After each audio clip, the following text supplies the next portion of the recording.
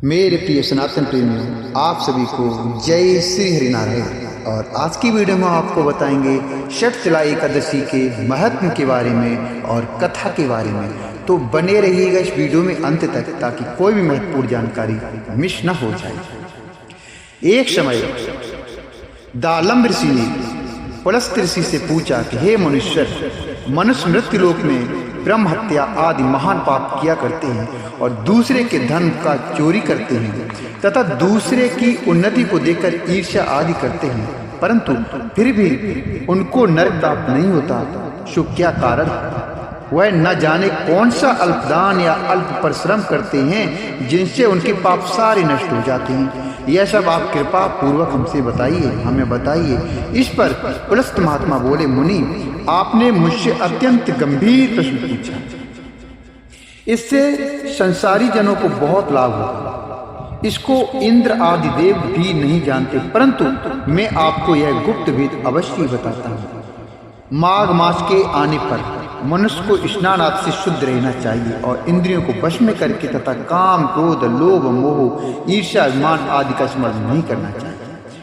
उसको हाथ पैर धोकर पुष्य नक्षत्र में गोबर, कपास, तिल मिलाकर उपले बनाना चाहिए और उन कंडों से 108 बार हवन करना चाहिए। और यदि उस दिन मूल नक्षत्र हो और द्वादशी हो तो नियम करें और नियम से रहें।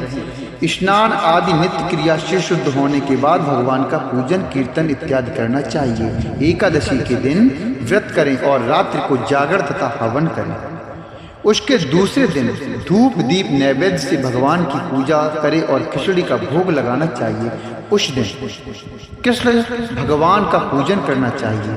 उनको पेठा, नारियल, सीताफल या सुपारी सहित अर्घ्य देना चाहिए और फिर उनकी स्तुति इस प्रकार करनी चाहिए, हे भगवान, आप अशरणों को शरण देने वाले हैं, आप संसार में डूबे हुए का उद्धार करने वाले हैं। हे पुंडरीकाक्ष, हे कमल नेत्रधारी, हे विश्व भावन भगवान, हे जगत गुरु, आप लक्ष्मी सहित मेरे इस तुच्छ अर्घ को स्वीकार कीजिए और इसके पश्चात ब्राह्मण को तिल का दान जरूर करना चाहिए।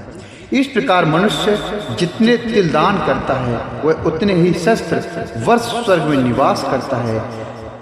तिल जो होते हैं वो क्या होते हैं, हम आपको बताते हैं कि पहला होता है तिल स्नान, दूसरा होता है तिल का उफ्टन, तीसरा होता है तिलोदक, चौथा होता है तिल का हवन, पांचवा होता है तिल का भोजन, छठवां होता है तिल का दान। इसी वजह से जो षट तिल ये हैं, इसी वजह से इस एकादशी को षटतिला एकादशी कहते हैं। इससे अनेक प्रकार के पाप दूर हो जाते हैं। एक दिन नारद ऋषि बोले, हे भगवान, आपको नमस्कार है। इस षटचला एकादशी को क्या पुण्य होता है और उनकी क्या कथा है, वो कृपा करके हमें बतलाइए। तब भगवान श्री कृष्ण ने कहा, हे नारद, मैं तुमसे आंखों देखी सत्य घटना कहता हूँ, ध्यान पूर्वक सुनो। प्राचीन समय में मृत्यु लोक में एक ब्राह्मणी रहती थी। वह सदैव व्रत किया करती थी। एक समय वह 1 माह तक व्रत करती रही। इससे उसका शरीर अत्यंत अर्थात बहुत ही दुर्बल हो गया। वह अत्यंत बुद्धिमान थी, परंतु फिर भी उसने कभी भी देवताओं तथा व्रतों से अपना मन अस्थिर नहीं किया, अर्थात व्रतों से, देवताओं से अपने मुंह को नहीं मोड़ा। इस प्रकार मैंने सोचा कि ब्राह्मणी ने व्रत आज से अपना शरीर शुद्ध कर लिया है और इसको वैष्णव लोक भी मिल जाएगा, परंतु इसने कभी अन्न दान नहीं किया है। इससे इसकी तृप्ति होना कठिन है। ऐसा सोचकर मैं मृत्यु लोक में गया और उस ब्राह्मणी के घर गया और वहां जाकर मैंने उससे अन्न मांगा। वह बोली, हे महाराज, आप यहाँ किस लिए आए हैं? मैंने कहा, मुझे भिक्षा चाहिए। मुझे भिक्षा चाहिए। इस पर उसने मुझे एक मिट्टी का पिंड दे दिया। मैं उसे लेकर स्वर्ग लौट आया। कुछ समय बीतने पर वह ब्राह्मणी भी शरीर त्याग कर स्वर्ग आई।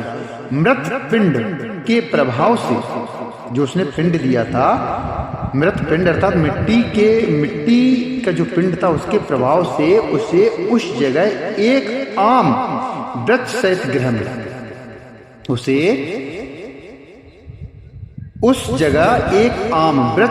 गृह मिला। परंतु उसने ग्रह की अन्य वस्तुओं से शून्य पाया। जो उसे घर मिला उसने उस घर को अन्य वस्तुओं से शून्य पाया। वह घबराई हुई मेरे पास आई और कहने लगी, हे भगवान, मैंने अनेकों प्रति आदि आपकी पूजा भी की है, परंतु फिर भी मेरा घर वस्तुओं से रहित है, ऐसा क्यों है मेरे प्रभु? मैंने कहा, तुम अपने गृह को जाओ और देव स्त्रियां तुम्हें देखने आएंगी। जब तुम उनसे शतला एकादशी का पुण्य और विधि सुन लो तभी द्वार खोलो। तुम उनसे शतला एकादशी का पुण्य और विधि सुन लो तभी द्वार खोलना।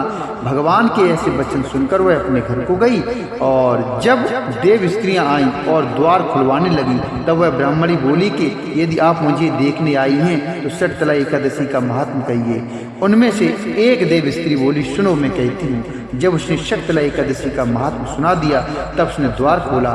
देव स्त्रियों ने उसको सब स्त्रियों से अलग पाया।